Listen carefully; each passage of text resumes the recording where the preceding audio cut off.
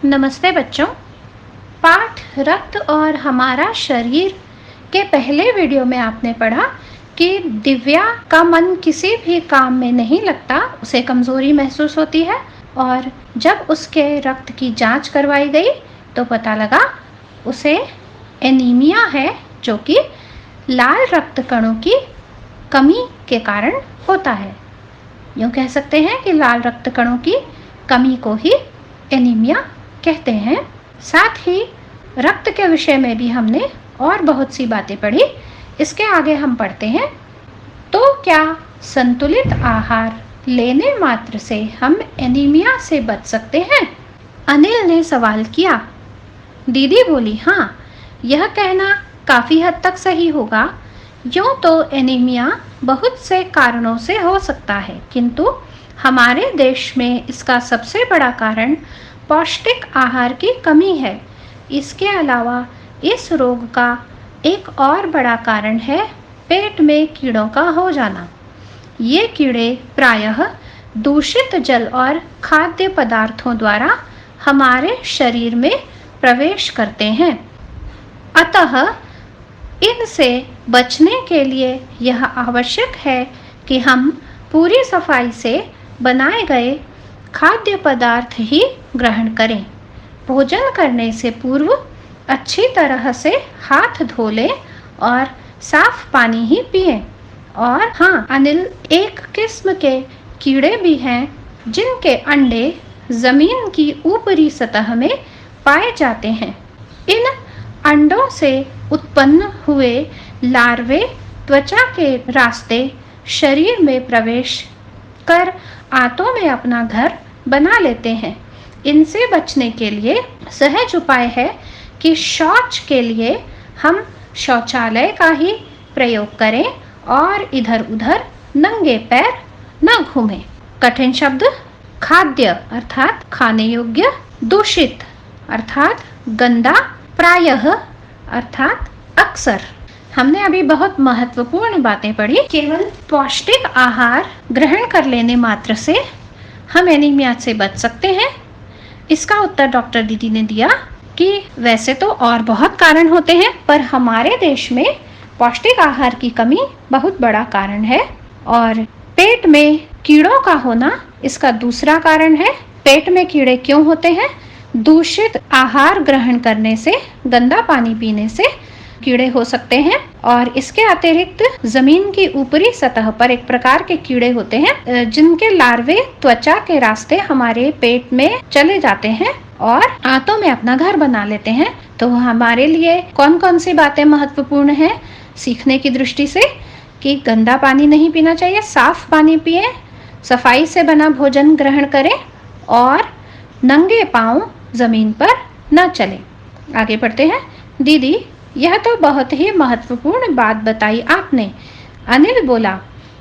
वह पल भर सोच में डूबा रहा, फिर बोला, आपने बताया था कि रक्त में सफेद कण और बिंबाणु अर्थात प्लेटलेट कण भी होते हैं। शरीर में उनका क्या काम है? दीदी बोली, सफेद कण वास्तव में हमारे शरीर के वीर सिपाही हैं। जब रोगाणु शरीर पर धावा बोलने की कोशिश करते हैं तो सफेद कण उनसे डटकर मुकाबला करते हैं और जहां तक संभव हो पाता है रोगाणुओं को भीतर घर नहीं करने देते। बस संक्षेप में यूं मान लो कि वे बहुत से रोगों से हमारी रक्षा करते हैं। यहाँ एक ही कठिन शब्द है, रोगाणु अर्थात रोग उत्पन्न करने वाले कीटाणु। सफेद रक्त कणों का क्या महत्व बताया? सफेद रक्त कणों को वीर सिपाही कहा गया है क्योंकि वे रोगाणुओं से हमारी रक्षा करते हैं। आगे बढ़ते हैं। और बिंबाणुओं का काम है चोट लगने पर रक्त जमाव क्रिया में मदद करना। रक्त के तरल भाग प्लाज्मा में एक विशेष किस्म की प्रोटीन होती है जो रक्त वाहिका की कटी फटी दीवार में मकड़ी के जाले के समान एक जाला बुन देती है। बिंबाणु इस जाले से चिपक जाते हैं और इस तरह दीवार में आई दरार भर जाती है जिससे रक्त बाहर निकलना बंद हो जाता है। तो आपने तीसरे प्रकार के रक्तकण बिंबाणुओं के विषय में बताया, जो कि रक्त के तरल भाग प्लाज्मा में से प्रोटीन को रक्त वाहिका की कटी फटी दीवारों पर जमाने का कार्य करती है, जिससे घाव जल्दी भर जाता है और रक्त अधिक बाहर नहीं निकलता। तो तीनों प्रकार के रक्तकण कितने महत्वपूर्ण हैं। लाल रक्तकण क्या करते हैं? सांस लेने में सहायता करते हैं। और सफेद रक्तकण वीर सिपाही हैं, रोगाणुओं से रक्षा करते हैं। और बिंबाणु यानी कि प्लेटलेट कण क्या करते हैं? वे घाव भरने में सहायता करते हैं। आगे पढ़ते हैं। अनिल बोला, दीदी लेकिन घाव गहरा हो तब तो खून बहता ही चला जाता है। हाँ, ऐसे समय में उस व्यक्ति को जल्दी से डॉक्टर के पास ले जाना चाहिए।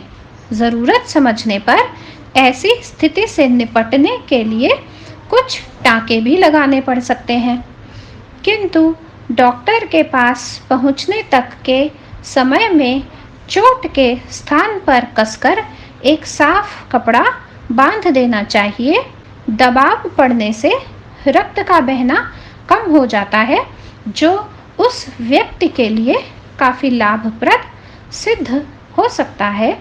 किंतु अगर बहुत अधिक रक्त बह जाए तो उसे रक्त चढ़ाने की ज़रूरत भी पड़ सकती है, दीदी ने समझाते हुए कहा।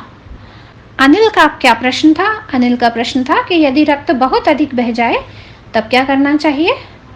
तो दीदी ने उसे बताया कि उस समय उस व्यक्ति को डॉक्टर के पास ले जाने तक के लिए हम उस चोट पर कसकर साफ कपड़ा, वैसे तो हमारे पास एक फर्स्ट एड बॉक्स होना चाहिए, हमारे घर में भी और विद्यालय में तो होता ही है, उसमें से पट्टी बांध देनी चाहिए। और यदि वह हमारे पास नहीं है, उपलब्ध नहीं है, तो साफ कपड़ा भी हम बांध सकते हैं। और बहुत अधिक घाव गहरा हो उस स्थिति में क्या करना पड़ सकता है? टाँके लगते हैं। और बहुत ही अधिक यदि रक्त बह जाए तब हमें रक्त चढ़ाने की आवश्यकता भी पड़ सकती है। आगे पढ़ते हैं। अनिल ने कहा, क्या ऐसे समय में किसी भी व्यक्ति का खून काम आ सकता है? दीदी बोली, अनिल, हर किसी का रक्त एक सा नहीं होता। कुछ विशेष गुणों के आधार पर रक्त को 4 मुख्य वर्गों में बांट दिया गया है। तो बच्चों, ये आपने अपने विज्ञान की कक्षा में भी पढ़ा होगा कि 4 प्रकार के रक्त समूह कौन कौन से होते हैं। ए, बी, ए बी और ओ, ये 4 प्रकार के रक्त समूह हैं। ज़रूरतमंद व्यक्ति के रक्त समूह की जांच करने के बाद उसे उसी रक्त समूह का रक्त चढ़ाया जाता है। ये बहुत ही महत्वपूर्ण बात है। क्या किसी को भी रक्त चढ़ाने की आवश्यकता हो तो किसी का भी रक्त उसके काम आ सकता है? नहीं, ऐसी बात नहीं है। जो उसका रक्त समूह है, जिस व्यक्ति को आवश्यकता है, जिस मरीज को आवश्यकता है, जो उसका रक्त समूह है, उसी रक्त समूह का रक्त उसे चढ़ाया जा सकता है। आगे पढ़ते हैं। लेकिन ज़रूरत के समय यदि उस रक्त समूह का कोई व्यक्ति मिले ही नहीं, तब अनिल ने पूछा, ऐसी आपात स्थिति के लिए ही ब्लड बैंक बनाए गए हैं। प्रायः हर बड़े अस्पताल में इस तरह के बैंक होते हैं, जहां सभी प्रकार के रक्त समूहों का रक्त तैयार रखा जाता है। किंतु इन ब्लड बैंकों में रक्त का भंडार सुरक्षित रहे, इसके लिए यह आवश्यक है कि हम समय समय पर रक्तदान करते रहें, दीदी ने कहा। तो यहाँ पर कठिन शब्द है आपात स्थिति, अर्थात परेशानी का समय। बच्चों, जब किसी को रक्त की आवश्यकता होती है और उस रक्त समूह का कोई व्यक्ति ना मिले, तो ऐसी आपात स्थिति में रक्त कहाँ से आता है? ब्लड बैंक में से रक्त लिया जा सकता है। और ब्लड बैंकों में रक्त कहाँ से आएगा? जबकि हम समय समय पर रक्तदान कर सकें। अब आपके मन में प्रश्न उठा होगा कि हम भी क्या रक्तदान कर सकते हैं? इसका उत्तर आपको आगे मिलेगा, उसके लिए पढ़िए। क्या मैं भी रक्तदान कर सकता हूँ?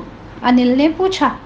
नहीं, अभी तुम छोटे हो। 18 वर्ष से अधिक उम्र के स्वस्थ व्यक्ति ही रक्तदान कर सकते हैं।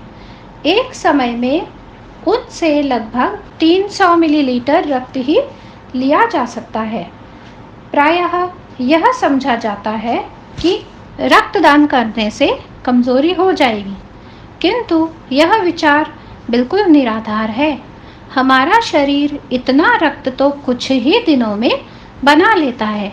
वैसे भी शरीर में लगभग 5 लीटर खून होता है। इसमें से यदि कुछ रक्त किसी ज़रूरतमंद व्यक्ति के लिए जीवन दान बन जाए तो इससे बड़ी बात क्या होगी, दीदी समझाते हुए बोली। फिर तो बड़ा होने पर मैं नियमित रूप से रक्तदान किया करूँगा, अनिल ने कहा। शाबाश अनिल, डॉक्टर दीदी ने अनिल की पीठ ठोकते हुए कहा। तो आपने पढ़ा रक्तदान की उचित आयु क्या है? 18 वर्ष और उससे अधिक आयु के व्यक्ति ही रक्तदान कर सकते हैं। और एक बात मेरी ओर से कि 18 से 65 वर्ष के व्यक्ति रक्तदान कर सकते हैं। रक्तदान करना क्यों आवश्यक है?